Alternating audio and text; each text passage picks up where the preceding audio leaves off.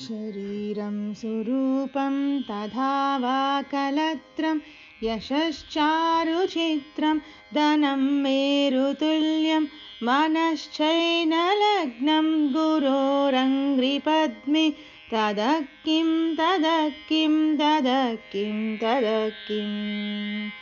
कलत्रं धनं पुत्रपौत्रादि सर्वं गृहो बान्धवा सर्वमेतद्धि जातं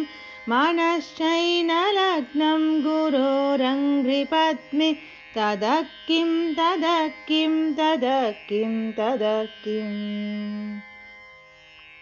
षडङ्गादिवेदो मुखे शास्त्रविद्या कवित्वादिगद्यं सुपद्यं करोति मनश्चैनलग्नं गुरोरङ्घ्रिपद्मे तदः किं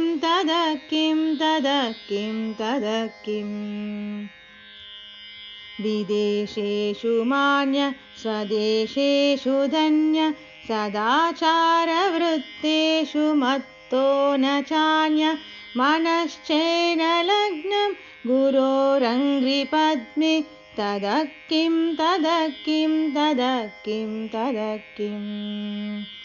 क्षमामण्डले भूपभूपालवृन्दे सदा सेवितं यस्य पादारविन्दं मनश्चैनलग्नं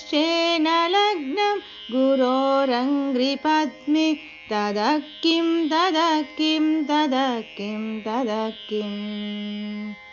यशो मे गतं दिक्षु दानप्रतापात् जगद्वस्तु सर्वं करे यत्प्रसादात् मनश्चैनलग्नं गुरोरङ्घ्रिपद्मे तदः किं न भोगेन योगेन वा वाजिराजो न कान्तामुखेनैव वित्तेषु चित्तं मनश्चैनलग्नं गुरोरङ्घ्रिपद्मे तदः किं